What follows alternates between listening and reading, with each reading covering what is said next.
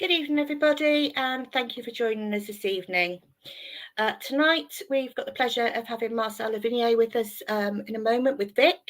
So thank you very much for Marcel for joining us. Just a few little bits. Got Barrow on Saturday. I have looked at the weather forecast and it doesn't look too bad there at the moment. So hopefully it's on. As I've just said to the guys coming on, I'd rather be there on a Saturday than on a Tuesday night. So hopefully it'll be on. And one thing I did want to say, and I know it's nothing to do with football, but our sincere condolences go out to the people of Solihull for the tragedy of the 3 little children who drowned when playing on the ice.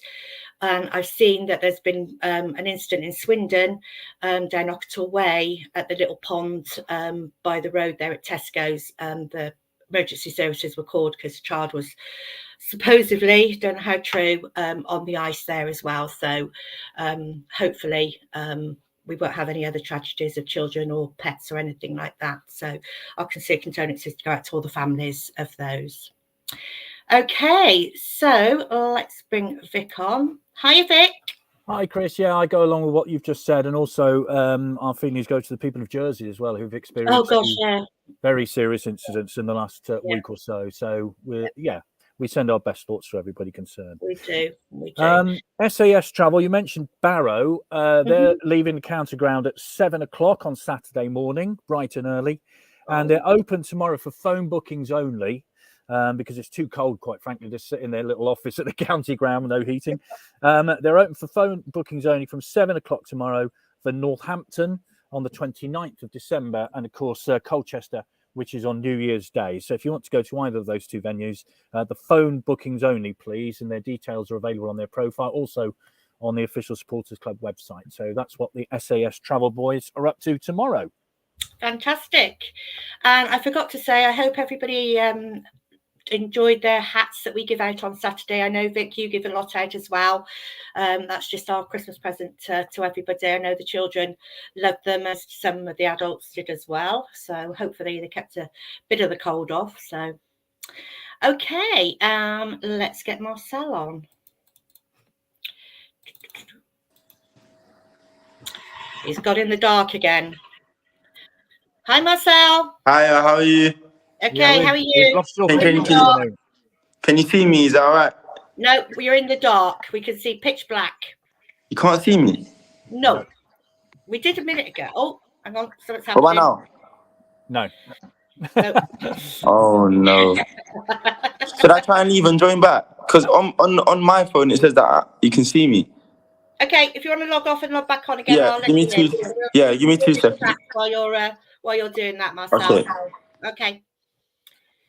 Okay, so I thought we were going to have a Steve White moment then. Yeah, Steve White famously has still not appeared on camera, which we must get him to do at some point. That is our ambition in life, Chris, to get Steve White on camera. Steve White, so we can actually see him. Yes. So hopefully. Oh, here we go. We can see you now. Marvellous. There he is. Look at that. Marvellous. Okay, so if there's any questions coming through, please put them in the comments and we'll get through as many as we can. Okay, I will leave you and I will see you shortly. Chris, thanks very much indeed. Marcel, thank you very much indeed for joining us this evening. And I should say happy birthday for Friday. Is that right? Yeah, Friday, yep. Yeah, and you'll be celebrating by a long bus trip to Barrow. Yeah, I will be. So how will that weekend, and then it'll be a good birthday. Yeah, I was going to say, how will that work then? Because it is a long way to Barrow. Not much birthday cake, I guess, but no birthday cake.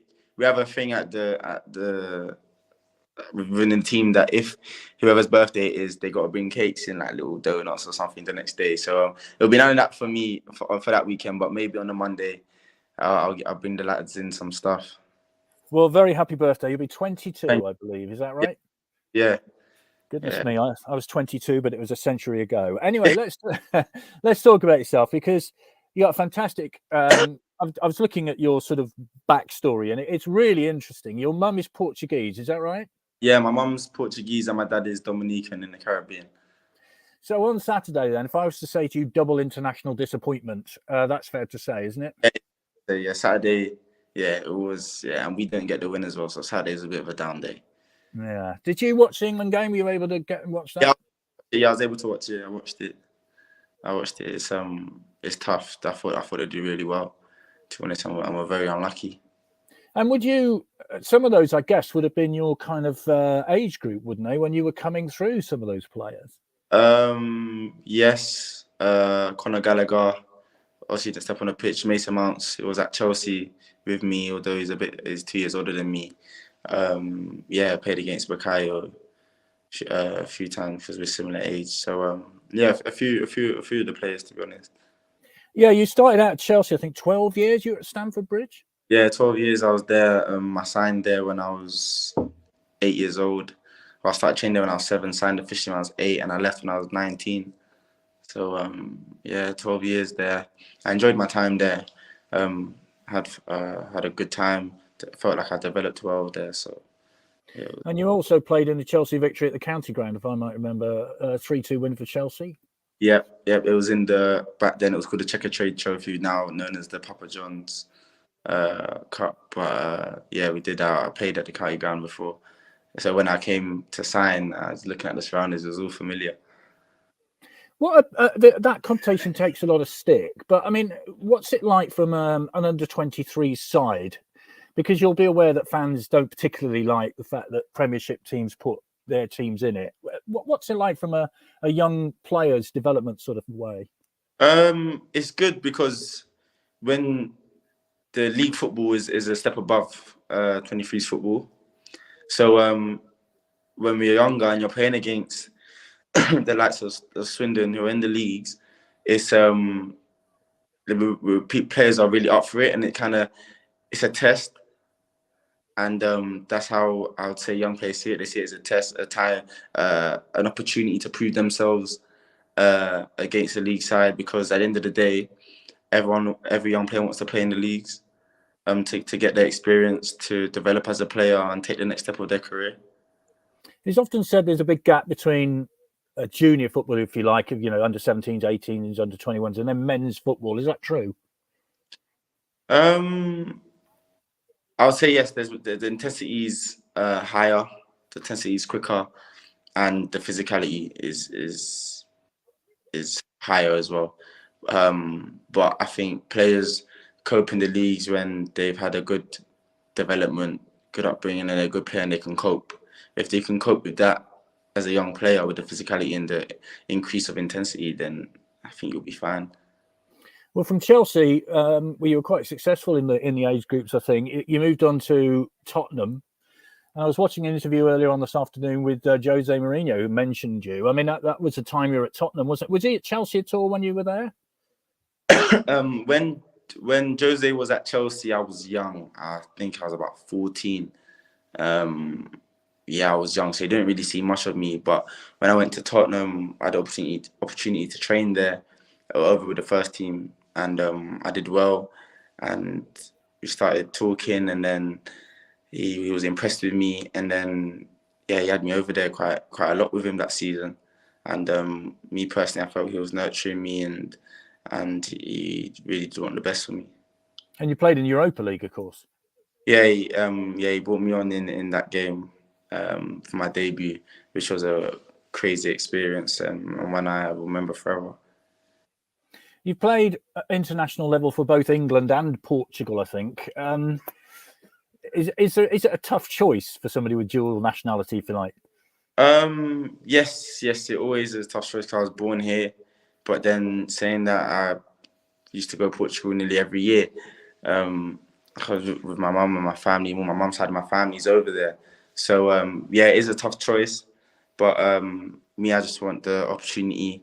And whichever nation presents the opportunity is the one that I play for. I wouldn't say I have a preference now, but I've got time to choose. I don't need to choose yet, so I've got a bit more time.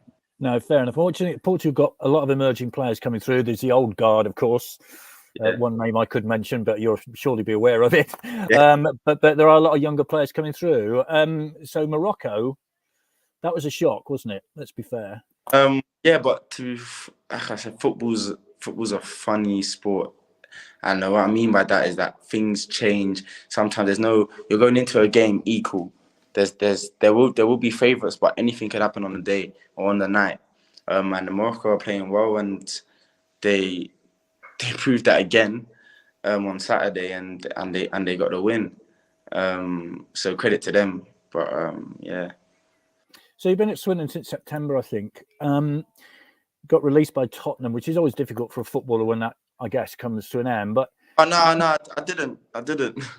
Was it your contract to come to an end? Is that right? Yeah, my contract comes to an end, but I got offered a new deal, and I just thought it was best for me to, like I said earlier, take the next step in my career, and this was the right opportunity for me. I felt so. Yeah, they understood, so there's no bad blood between myself and Tottenham at all. They understood that I was ready to take the next step and fully backed my decision. So yeah, there was no tension between myself nor the club, and things ran quite smoothly, to be honest. How's it been for you? Because it's been stuttering, I think it's fair to say. You had an injury and things like that. How's it been for you? It's been good. I've enjoyed my time here at Swindon so far. The lads are brilliant. The staff are brilliant as well. And yeah, I came in, played straight away, and then played the next game, and I picked up a knock on my knee, and that set me back about 2 weeks. And the team were doing well, so I was just biding my time, really, making sure I was fit, making sure I was still training well, and controlling the controllables, really, and making sure I was performing every time I trained and every time I got a chance to step on the pitch. And then on Saturday, I managed to get my chance again. So a run in the team would obviously be something you're looking for now. Where do you think the team is at right now? Because obviously there was the Mansfield performance, which many of us who were at were really, really obviously very proud of. It was a fantastic performance. Since then, there was the Stockport Cup tie, which I think you were involved with as well. And, things have gone, there's been a bit of a stutter. Where are the team at, do you think? I think it's fair to say we're at a bit of a sticky patch. We lost 2 on the bounce before Saturday, and we got a draw on the weekend. But I feel football's like that. Football's full of ups and downs. Teams will go through ups and downs, but I can tell you one thing about our team is that we have character, a lot of character within the team, a lot of personalities, and we all want to succeed. We know where we should be. Minimum for us is playoffs, and every day that is getting driven into us from within the team and from the staff. That's getting driven. We know where we want to be, and we're striving hard and working hard to rectify the little things we need to improve on to get us to that place. Injuries are playing a part at the minute as well, aren't they? I mean, Mathieu Baudry now has a long-term injury, which is, not great for him at his time of his career, things like that. And those, I suppose, are the things that crop up in football, don't they? Injuries all the time. Yeah, we've been quite unlucky, to be fair. Kean Harris as well, with his hamstring, Tom Clayton with his quad, Jeff Cott with his ankle. The list goes on. Reece Devine with his ankle, but we support them. We've got a big squad, so which is good. It helps us because when players are missing or unfortunately out because of injury, we've got players that can fill in, but they're not disconnected from the group at all. They still come to watch the games, and we're standing behind them in this tough period. I think you like to get forward, don't you? Like to put crosses in. If selected on Saturday, what sort of game are you expecting at Barrow? They're doing all right in the league. Their match was off at the weekend against Carlisle. What are you expecting up there? Expecting it to be a tough game. To be honest, they're close to us on points, I believe. So a win will get us right back in the mix. And any away game's a tough one. But we're going there full of confidence, and hopefully we'll get the win. Frustrating thing, I guess, at the moment is putting the ball in the back of the net, which is, something you're all trying to do at football, isn't it? Yeah, it's tough, especially on Saturday when a team parts the bus and stays behind the ball. I felt the whole second half we were in their half playing the whole game. The whole second half was in their half. But when a team sits behind the ball like that, it is tough to break them down. And we got close. I say we got close. But yeah, it's one of those things. I think once one goal goes in, two, and we start to get our feet going again with how deadly we are in front of goal. Because like Mansfield, we scored 5. Every time we went forward against Mansfield, we looked like we were going to score. So once we get that back into us and that confidence again in the final third as a team, I think we'll excel, and those goals won't be a problem no more. I think that's the indefinable thing, though, sort of that difference between a winning run and a losing run, isn't it? Do you understand that difference? Yeah, we do. If you don't score goals, you don't win a game of football. But our main thing was, okay, that end of the pitch, we need to improve. We need to get more goals, but also we need to stop conceding. We need to stop conceding goals. And on Saturday, we didn't concede. So that was a step in the right direction. And now on Saturday against Barrow, if we can not concede and score goals, it's another step in the right direction. So it's all, there's targets, and there's still a long way to go in the season. So we know what's required, but coming off the weekend, although 0-0 was a step in the right direction as a team. Yeah, well, Marcel, we wish you all the very best. Enjoy your birthday as much as you can on the Friday. And for those of us who are going up to Barrow, it's an early start for me from Devon from 5 o'clock. So I want something special on Saturday. Is that all right with you? Yeah. Brilliant.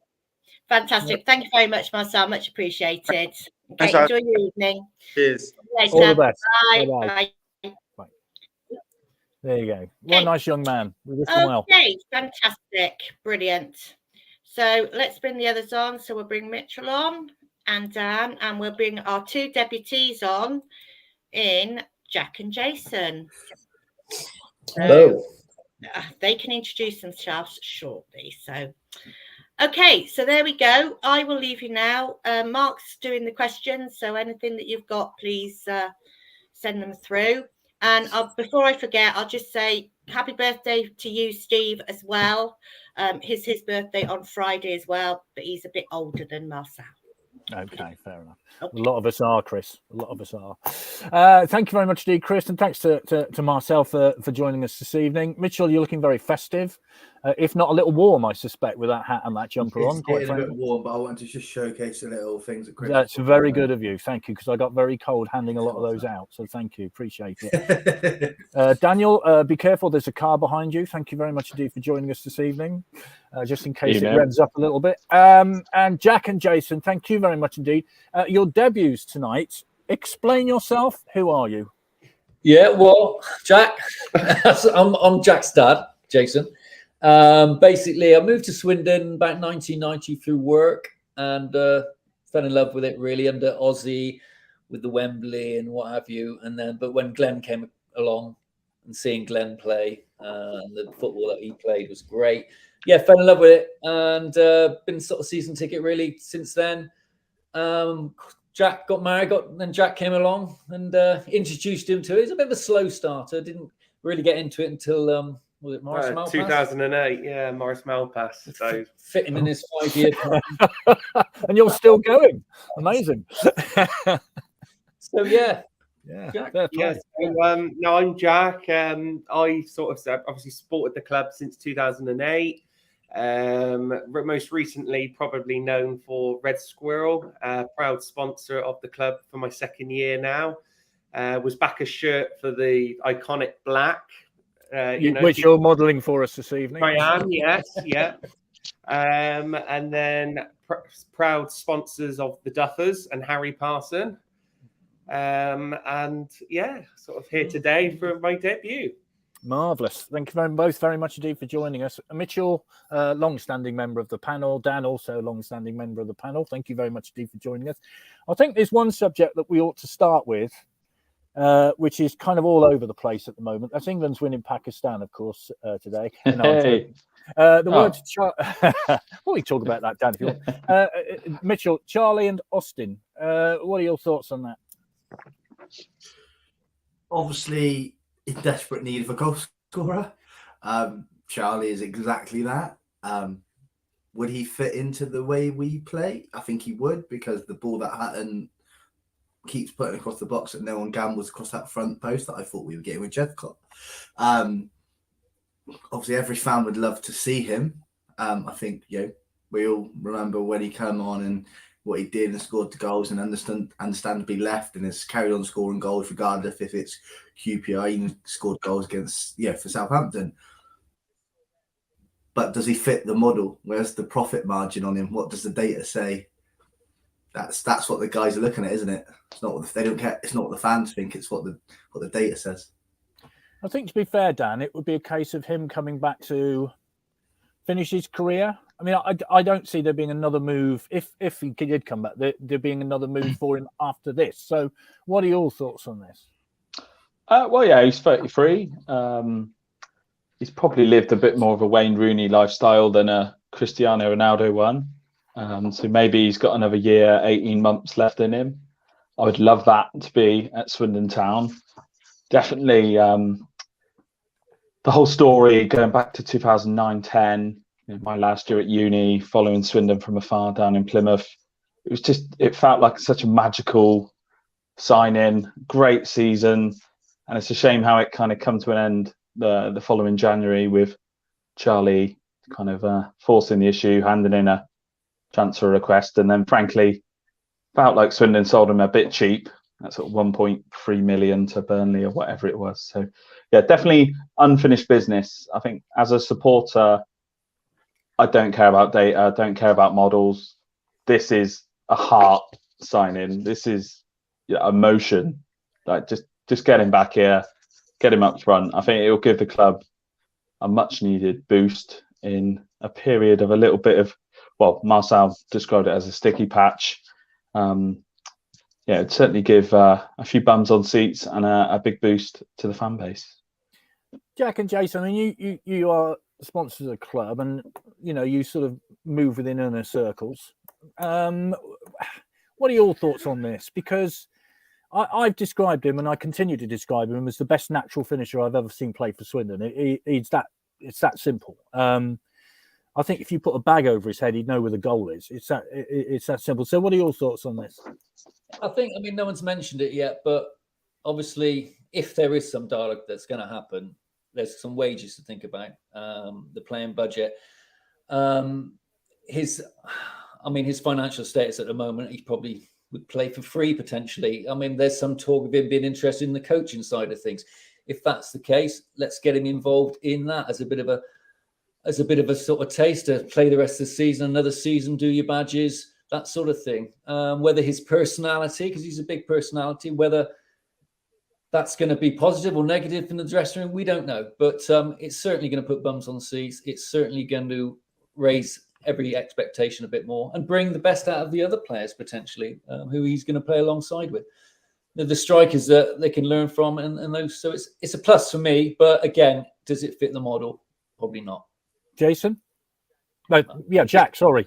How can I echo that? No, look, the thing is, on my screen, you see, it says Jason on the right and then Jack on the left. And it's kind of confusing. So I look at the right and it's Jason. I know you're Jack. So, Jack, what have you got to say? Unfinished business. I remember I was that young boy at Wembley with the bubble. It was, there is unfinished business. He'd love to come back, I'm sure. We do need a goal scorer at the moment. He's proven. Yes, he can go higher, but hopefully he'll come back to Swindon because this is his home.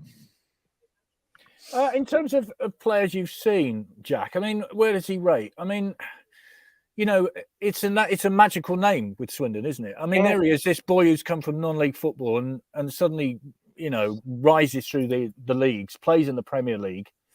And yet, it's hard always seemingly. Is it? Well, that's Swindon it. Town? I wasn't of the era where my dad's got the A-listers, but the Simon Cox, he was another one.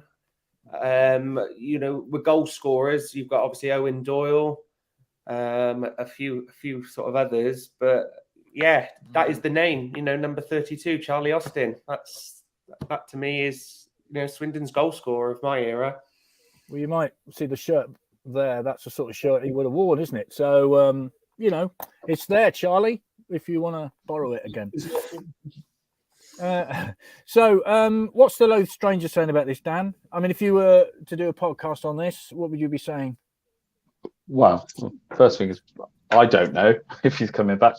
I don't imagine Rich Pullen knows either, but it certainly would be such a big sign-in. We would probably have to do a special celebratory episode, put it that way. We spoke about it on the weekend's podcast post Wimbledon. It would be a huge fillip for the club, for the fan base. It would be a bit of experience up front to play alongside Jacob Wakelin, Tyrese Shea, Jeffcott, if he stays past January, of course. And when you've got someone like Remio Hutton putting in 10 crosses a game, then, it doesn't matter if Charlie can't run anymore, frankly. He's going to have those instincts, that prowess to stick it in the back of the net. So, I want to be on the terraces singing Charlie, Charlie Austin again. Yeah, we all remember that chant, don't we, Mitchell? I mean, it is one of that season when we got to Wembley, one of the best seasons I can remember a long, long time. Disappointing at the end, of course, with the bobble that we all know about. But, you go back to that season, it was a cracking season, wasn't it? Fabulous football. Well, similar to Dan, I was at uni, so I was in Bournemouth, and I seem to be coming back more than I would have previously. I was the same as the Paolo season, coming back quite a lot. But that Wembley day, the atmosphere, everything about it, and the game's coming back, and it was like, we've got Billy Painter, we've got Charlie Austin. Everywhere you look, there was just, it just felt right, that season, the atmosphere. It's been a while. Even the season a few years before we went up, it didn't have the same vibe that this season did, and it just felt like the whole town was behind it. And and that's when you've got two goal scorers scoring goals for fun. Everyone suddenly believes, there's no where's the goals coming from, which the feeling we got at the moment in time. We knew there were goals. If Charlie wasn't scoring, Billy was going to score. If Billy wasn't going to score, Wardy was going to score. You just knew there was goals in that team. It's you get that with Charlie. And people say he can't run. Yeah, he can't run like a Premier League football player, but he's only 34 years old. He's not like 38, 39. His goals have never been about pace. His goals have been about getting across that front man, dropping that shoulder, getting in that gap. That's where he gets his goals. And I have all the faith in the world he will get those goals. But interesting to see if we do gamble on him and he doesn't get those goals, how patient will our fans be? Because we're not patient fans. No, well, that's a very good question. I was thinking about that myself this afternoon. Right. Well, we'll draw a line under Charlie Austin because we'll see what happens in the next day or so, whether it becomes reality or not. But I think we're all Charlie Austin fans, are we not? Yeah. Yeah, I think we are. So it's happening in the next day or so, is it, Vic? Thank you. Exclusive. I'm going to the seniors' dinner tomorrow at Swindon, so I'll let you know if I find out any gossip. You never know, do you? If a plane arrives from, Australia whilst I'm there, I'll let you know. I've just got a comment on Marcel, actually. Hi, Marcel. Welcome to our famous club. A club this size, it should be higher level. What's your thoughts? Well, that's only just come through, so apologise for that. Kevin says, Red Squirrels rule. I wonder which Kevin that might be. Yeah, there's only one Kevin. Yeah.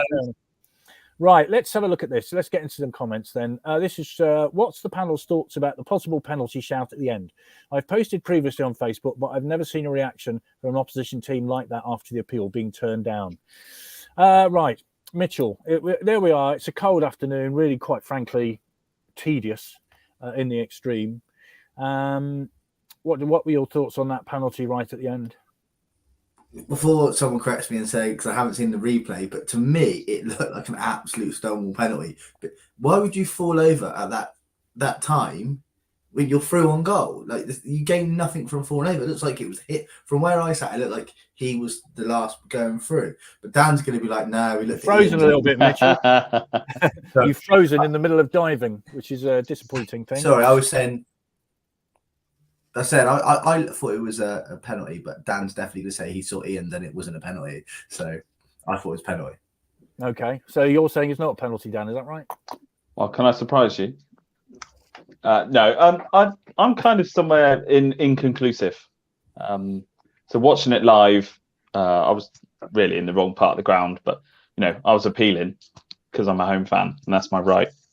But having seen the replay, I don't think it's quite as clear cut. Unfortunately, I think Roberts was just the wrong side of the defender, and so it very much becomes a case of, does Roberts run into the defender's leg, or has the leg obstructed Roberts? I think if Roberts had been another half a yard I on, don't know what's going on. He's only. We've lost Mitchell. Mitchell, are you there? I can still hear you, Vic. You've come back again, Dan. Right. Off I you go, can then. see everyone and hear everyone. Fair enough. You're back as well, so that's fine. Okay, Dan, finish. Yeah. Unlike the referee, we can see everyone now. Hey, but no. Inconclusive is what I was saying. I think Roberts was just not quite goal side of the striker. I think had he have been, and the same instruction would have happened, then I think you'd have a very strong case for penalty. But as it was, you've seen him given. I think it's a bit of a stretch for the referee to give the free kick the other way, but I can kind of understand why he's not giving it. Jack, what are your thoughts on that? Well, there were a lot of penalties to discuss on Saturday. Well, yeah, three VAR. Yeah. That's what. You're never going to get VAR. No, well, quite. I mean, the point is about that first one in the first 3 minutes. Yeah. Anyway, let's move on from England. It's too disappointing. What about the Swindon not given penalty? For me, I've only seen it live, and my first thoughts were probably not. It's one of those, you look at the player's reaction, don't you? How late in the game? I mean, the referee himself, Sam Allison, he's normally quite a decent ref. I think we've had him before a few times, haven't we? And he is one of the better ones that we've had. But it was interesting to listen to Scott's comments after the match, wasn't it? He obviously thought it was a stone ball, and I think he was a bit annoyed that Allison mistaken Roberts for Johnny Williams. Johnny Williams, didn't he? Did you hear that? So yeah, I mean, it's one of those. That would have been our first shot on target. I suppose we might have missed it. You never know. Danny Lee has sent a question in. I have a question for Jack. When is he fitting my new shower?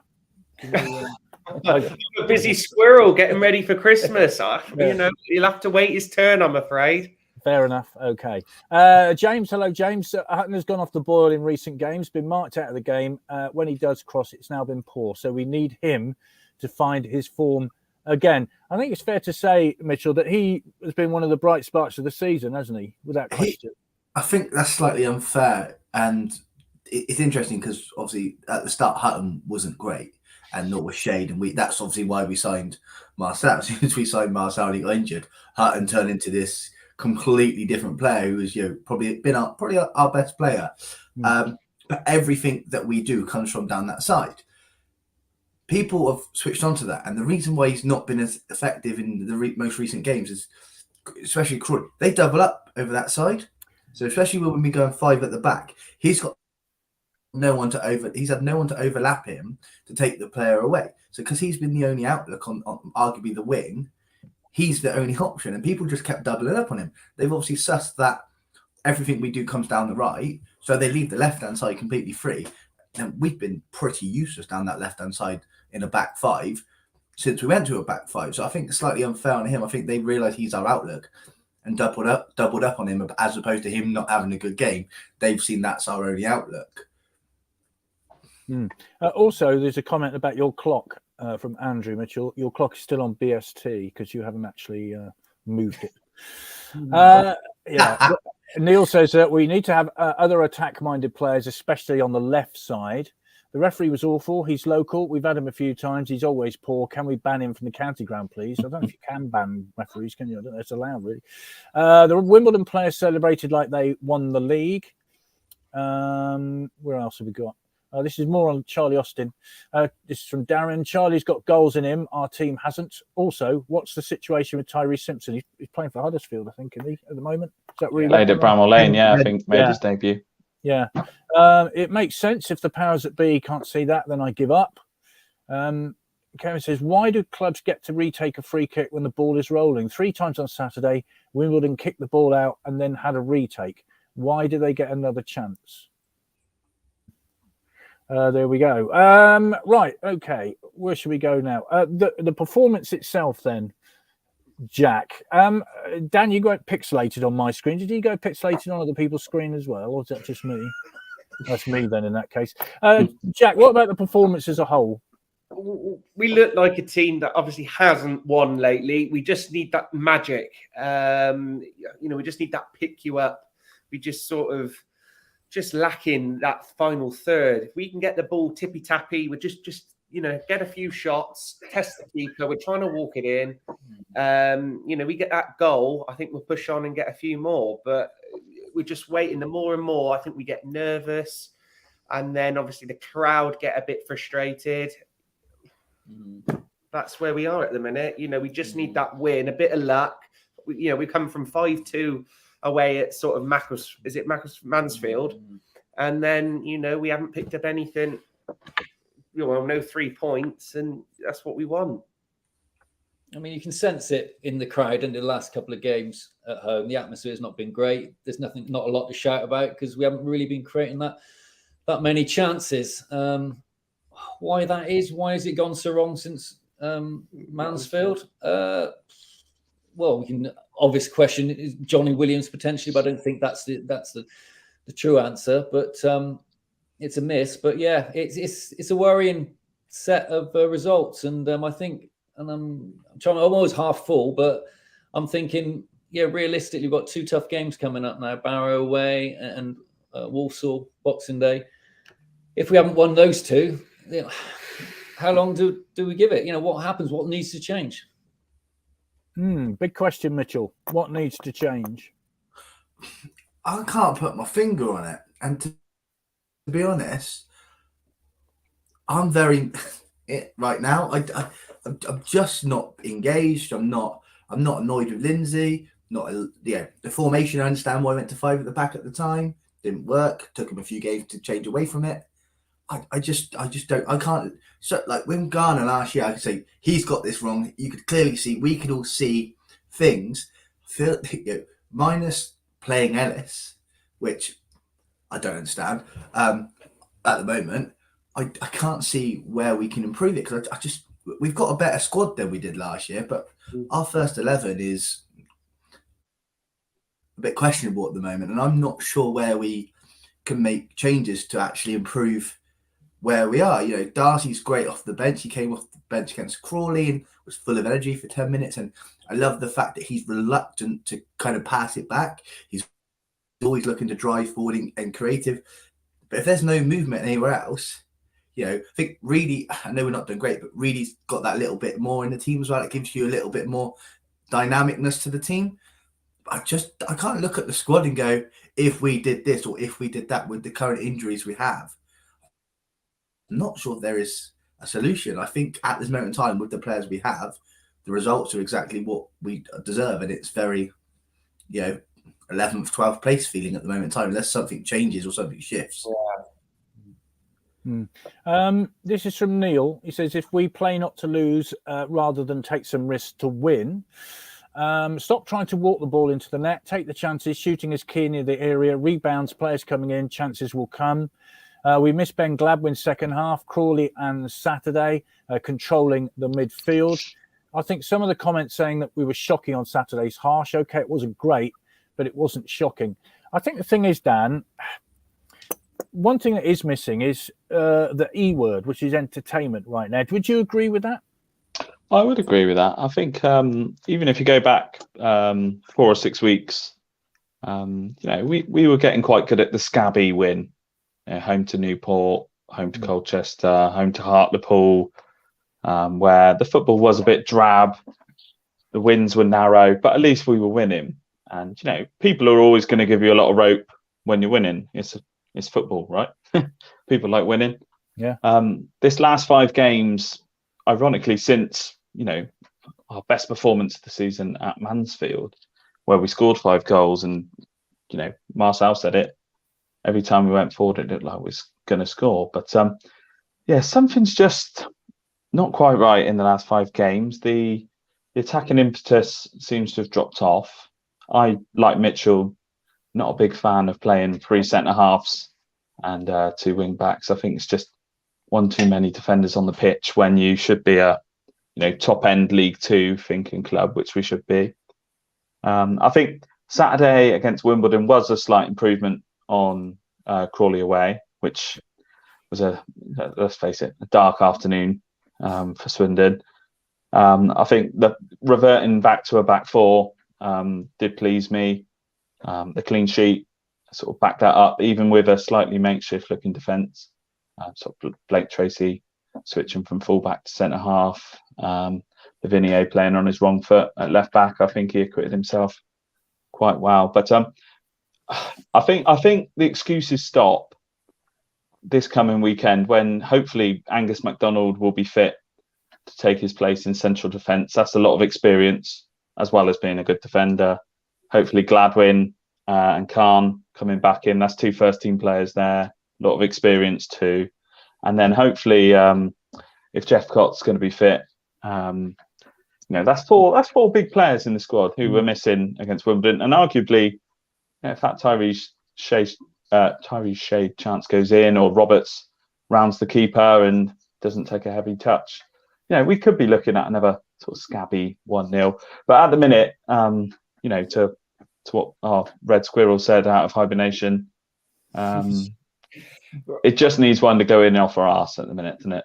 Just get us that first win and hopefully get us back on track, because soon enough it'll be January.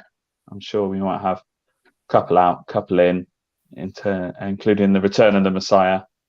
We want to hit form though. We want to hit form going into the new year. And look at Rovers last season. At Christmas time they were sort of down there. They get a form together. They were the informed team going in, and they snuck third. We don't want to peak too early. Don't get me wrong. We want to win. We want to get points on board, but we don't. We want to be top 3. We want to stay in the top 3. I mean, you look at the league table, and we do it every game, obviously.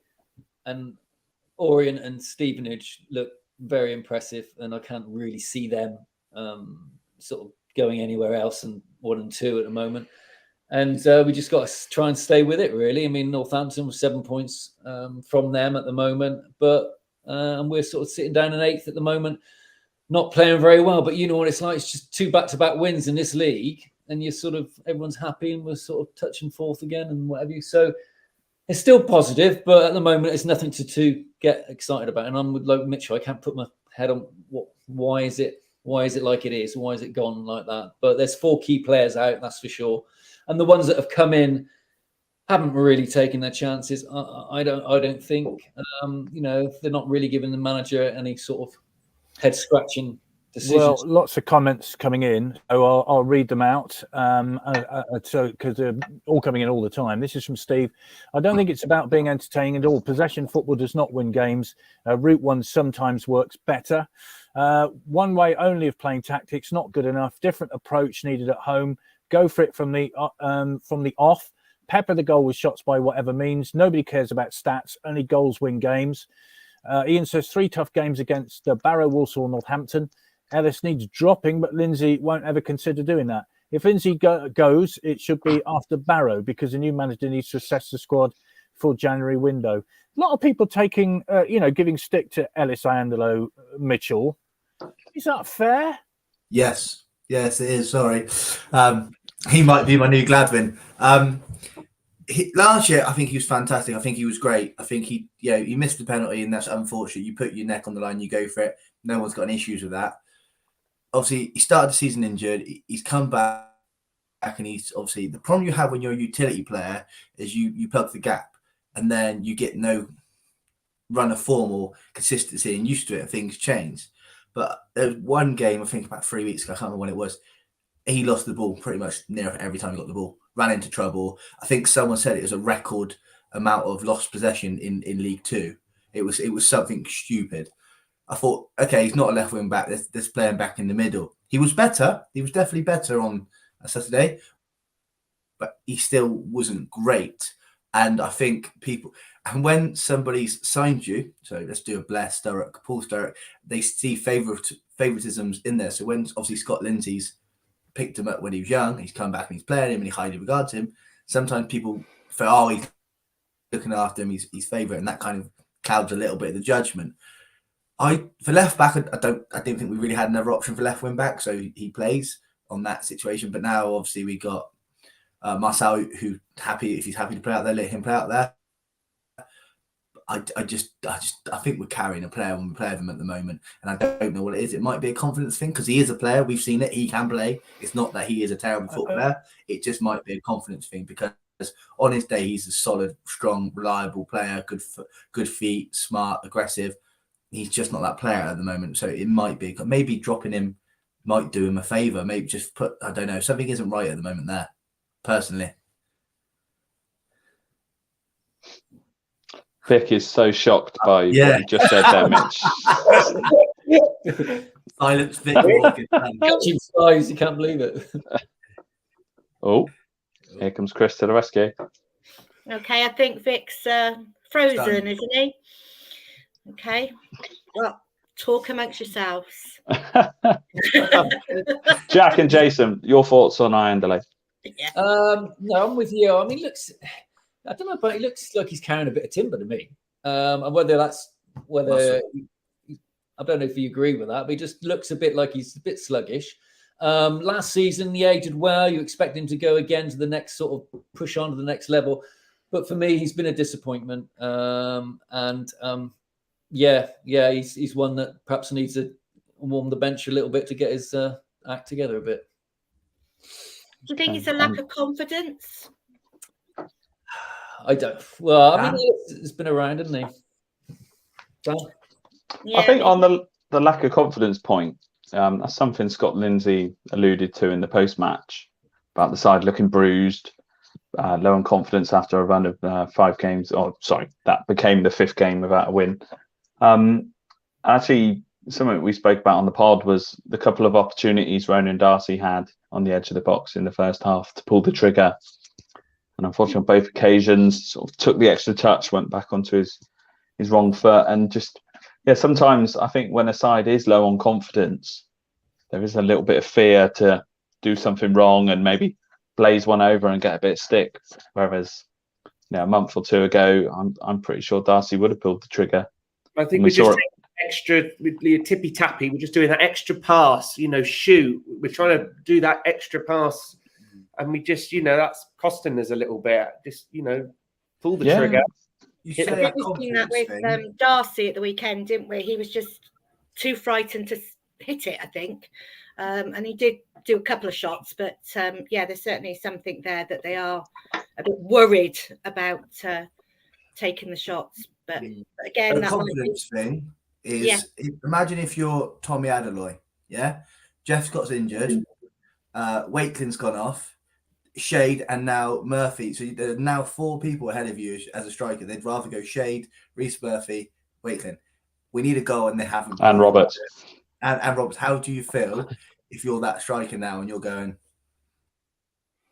we need a goal? Yeah, that's my point about Adeloye, actually. He's one of these players that doesn't seem to be getting the run of the minute. And again, my internet's gone off. Chris, so if you can come back in again, I'd be very grateful. I don't know what's going on here in Devon, but something strange is happening. They've probably just got broadband in Devon, Vic. I mean, Adeloye must be, like you say, phone line. he must be low in confidence because, like you say, you'd think he's probably not impressing in training enough, I'd imagine, for Lindsay to trust him to go on and do what he wants him to do, or whether it's a formation thing that's, because he seems like what we've seen of him, very little I know, but he seems like a target man, hold it up, bring others into play, Wakeling going off him. Whether that doesn't fit the mould at the moment, I don't know. What about Harry Parsons? He's doing the job at Chippenham. Has he had a fair chance at Swindon? But could you put that the other way? Has he found his level at Chippenham? Yeah, good point. Possibly. Controversial. I'm not saying that's my opinion. That's my opinion. I like him. I think I would hope to have done well at Swindon, but has he found it that that's his level, that would be where he should be? Vic, are you all right now? No? dreaming of his OAP lunch tomorrow, I think. He is, yes. So what about Johnny Williams coming back? He's certainly He made a difference. He's been. It was interesting because if we didn't rest him before the game, where we didn't officially have to rest him, but it made sense, we probably could have had a stage where we actually didn't miss Johnny Williams because he was back before. It was just the Crawley game; he wasn't going to make it for travelling time. But he's definitely the spark that we've been missing. I just think that combination, and then you suddenly don't have a strike force.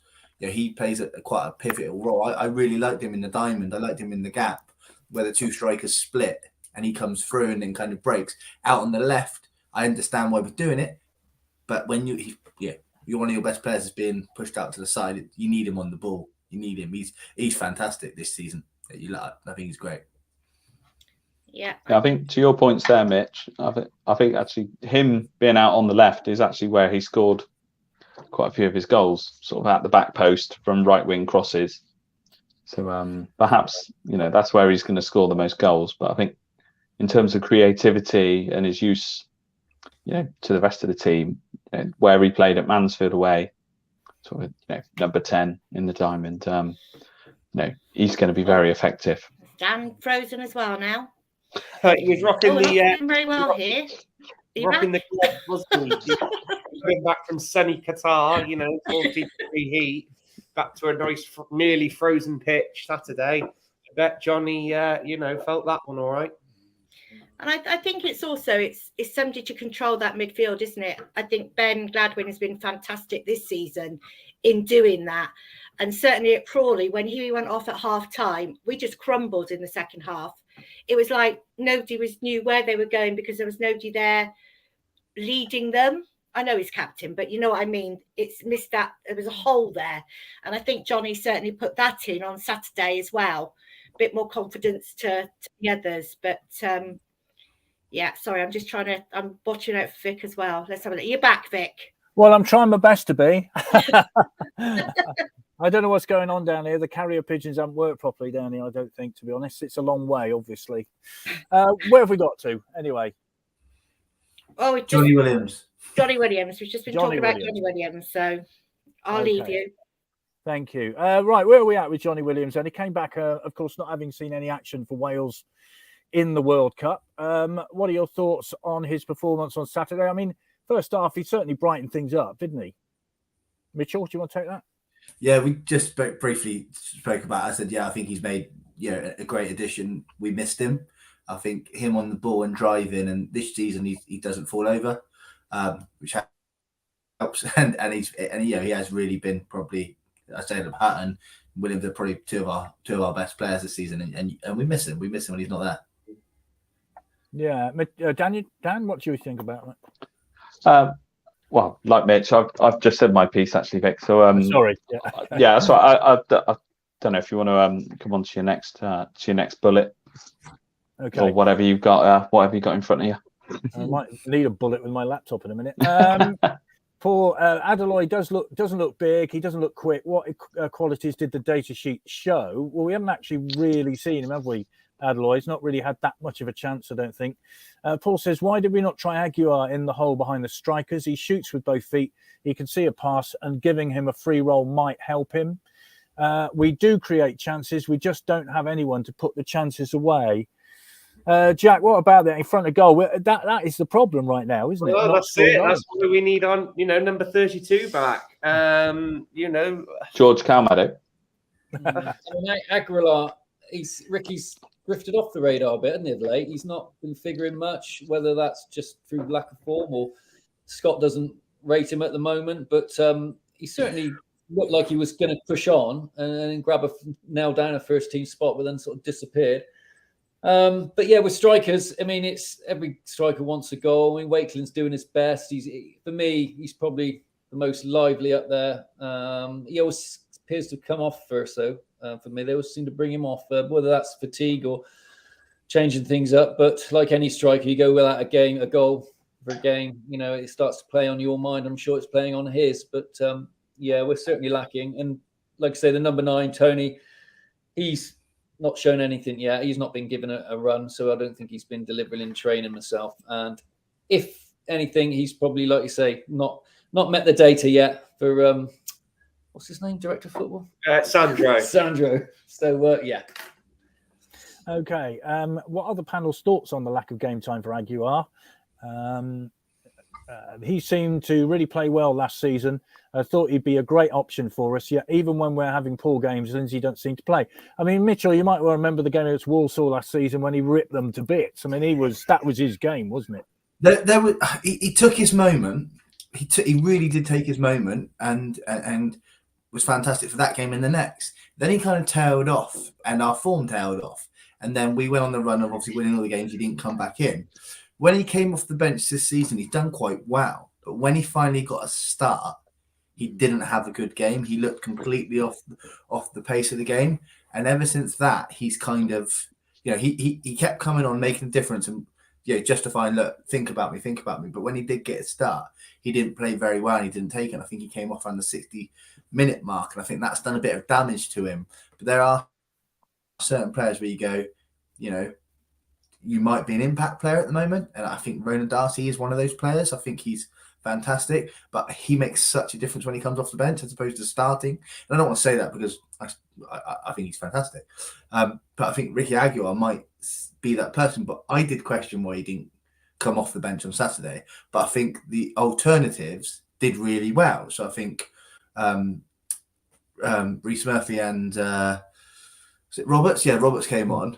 I think they both did really well. So if they came on and did nothing, I would question why he did it. But the people he did bring on did make a difference. So, yeah, I understand. Okay, fair enough. Definite improvement over Crawley, says Simon. Defence fine, but the attacking third was still very poor. What was it? One shot on target? Still, a point is better than none. With so many injuries and against a form team, it's not a bad point. And with no attacking threat, it's all a bit dull. I mean, to be honest, Dan, anything would have been an improvement over Crawley, wouldn't it? I mean, I don't know about you, but that was arguably one of the most boring games of football I've ever seen, without any question. But that first half was brighter. There's no question about it. So if you're going to take positives from it, you'd take that first 45 minutes, I think, wouldn't you? Yeah, it's a curious split for Swindon at the weekend. I think in general play, we were better in the first half. But the end result was, a couple of skied chances for Johnny Williams, one wild shot for Tyrese Shade. Despite the second half becoming a bit more, tepid, really, I think the conditions didn't help. Once the sun went down, it looked to become more slippy, more icy. But we actually had our best chances of the match in the second half. So the long sort of diagonal cross, which Darcy touched down for Shade. Shade hit that like a rocket, but fantastic save by the Wombles keeper. And then, of course, a couple of moments for Roberts at the end. So played through by an excellent Williams through ball. Again, maybe the conditions didn't have slightly heavy touch.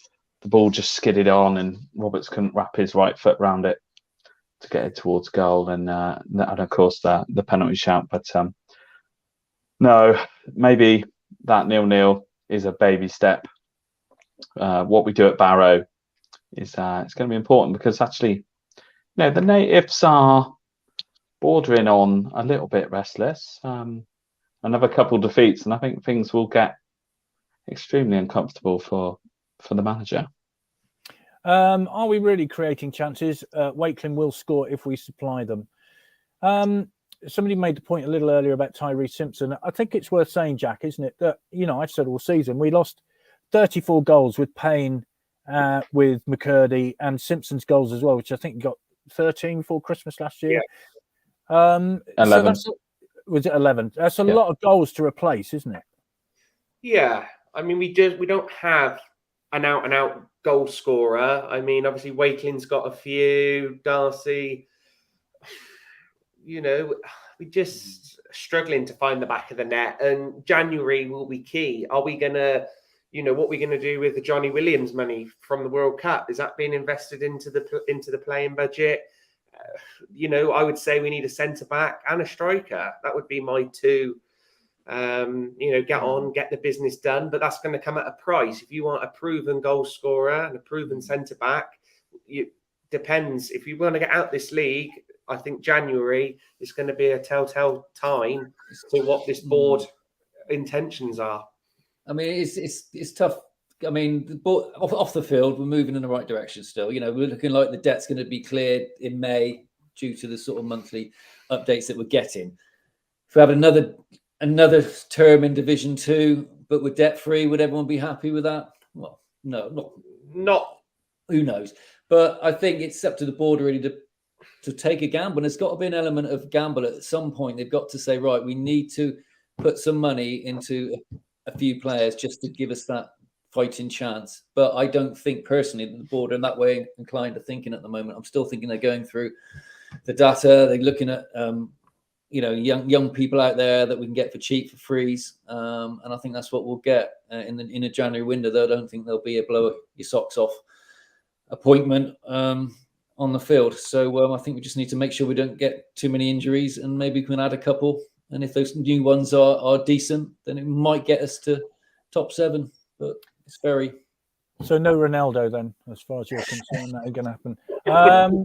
One shot in 180 minutes, is that down to the playing personnel or the manager and his tactics? I mean, I have to say, Mitchell, you know, the amount of shots on target in the last 4 weeks have been woeful, haven't they? I mean, we just haven't created any.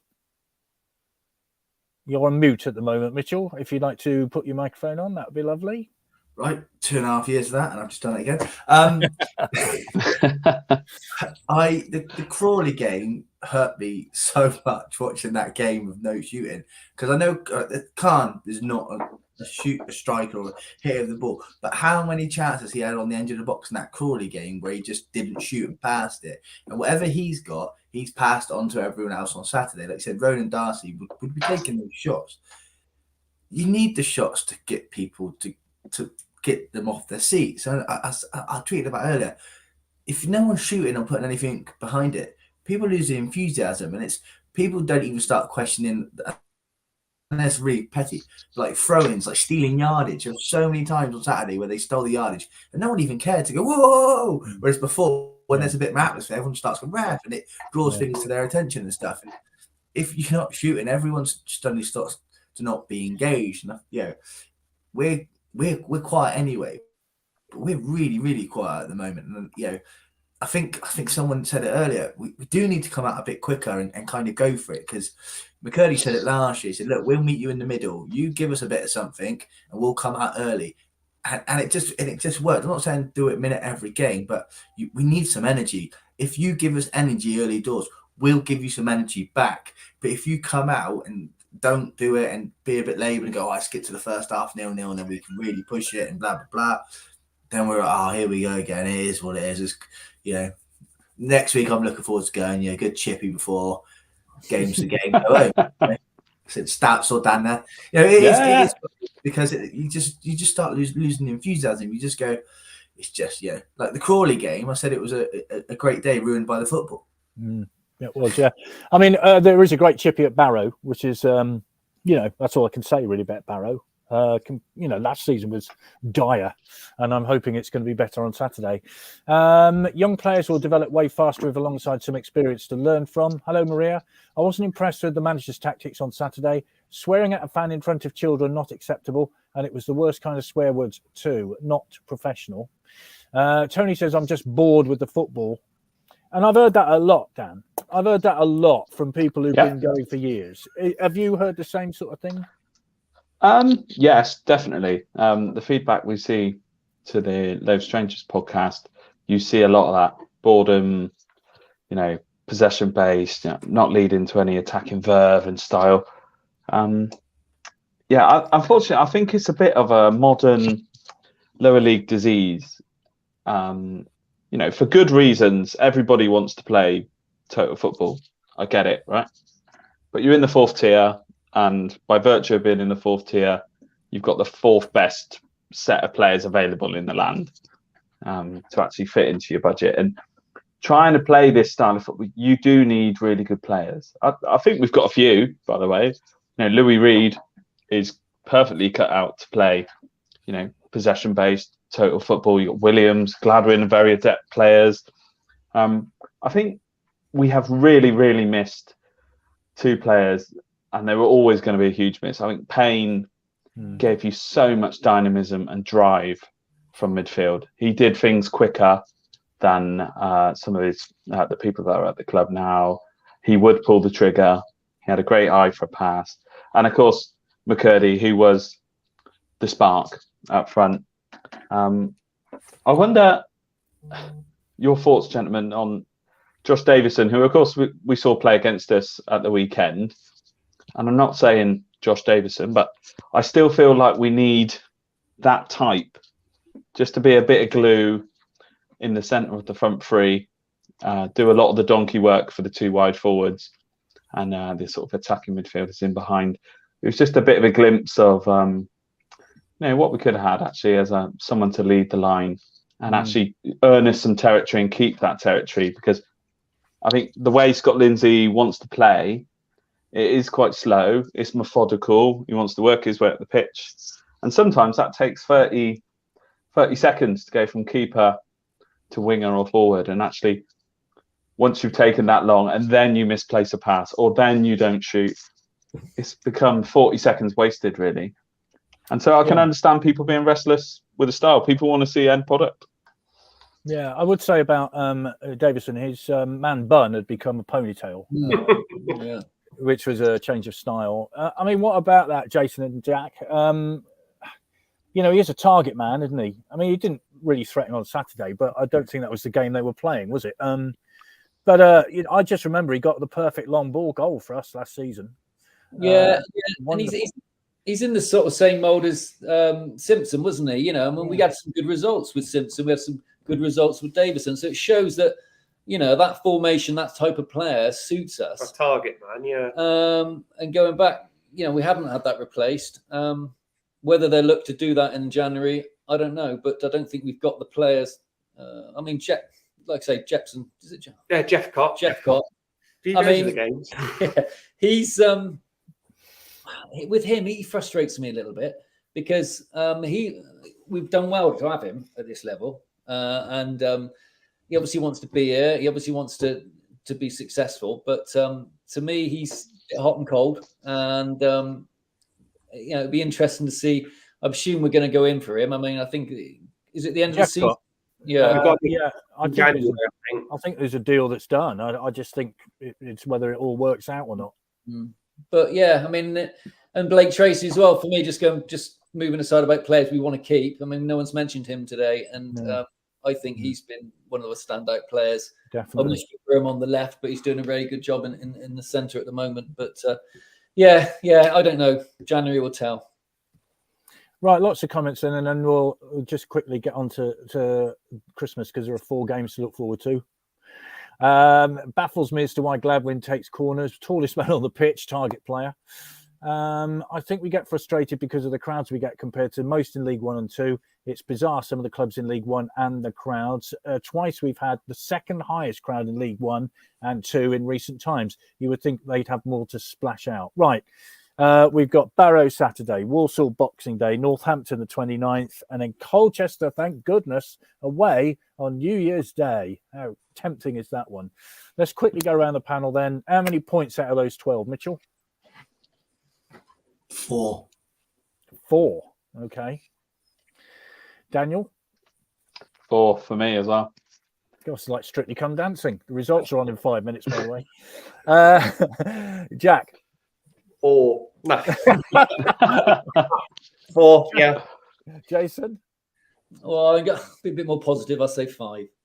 Hang on, that's 4, 8, 12, 17 so far. That's about right, isn't it? 17. That's not many, is it? Let's be honest. All right, I'll go for 6. How about that? Just to make it a little bit more. Interesting article in the Current When Saturday Comes magazine about how dire League 2 football has become. The growth in possession football without product, brackets like us, close brackets, and anti-football, breaking the game up, brackets like Wimbledon, close brackets, not seen any quality or entertainment from any of the other teams we've played this year. Craig, thank you very much indeed for that. Happy birthday to you. Blake Tracy will go back to Burton in January, says James. I hope not. Another one, Derek. Hello, Derek. Blake Tracy will almost certainly be recalled, in my opinion. New manager at Burton. We will win at Barrow, then rub it into the ones who couldn't be bothered. Thank you very much indeed. Sean, that's thank you very much indeed, panel. Thank you very much indeed for bearing with my technical problems. Chris, thank you very much indeed for bearing with my technical problems. No It appears that the internet is now working, so great. Thank you. Okay, thanks very much, guys. That's been fantastic. Right, we will be back next Monday. Vic and I need to have a conversation about this, about what we're actually going to do next week. Okay. We usually have a Christmas quiz, don't we? Chris, is that a serious conversation or just a conversation? No, we'll just have a chat. We'll have a chat. Oh. So we will be back next Monday with whatever. Yeah, it's usually our Christmas quiz, so we'll look at doing that. So thank you very much for joining us, everybody. And don't forget to send your pictures in of your OSC hats, wearing them, and see everybody at Barrow who's going. And if not, have a good week.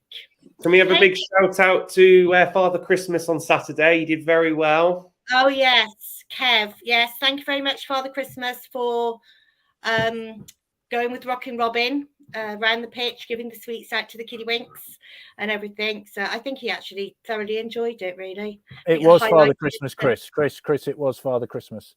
It was Father Christmas. It wasn't Kevin, was it? It was Father No. Christmas. Of course it was. Of course it was. Yes. And the point was made, who would win in a scrap between the Red Squirrel and Rockin' Robin? That's something that needs to be sorted out between now and the end of the season, I think. Deal. Yeah. All right. And one other thing, sorry, the survey that was sent out on socials, if you have got 2 minutes, if anybody can fill that in, we would like your feedback so we can do what everybody wants us to do. So please just take a couple of minutes to do that. Okay, so we will see you next week. Thank you. Cheers.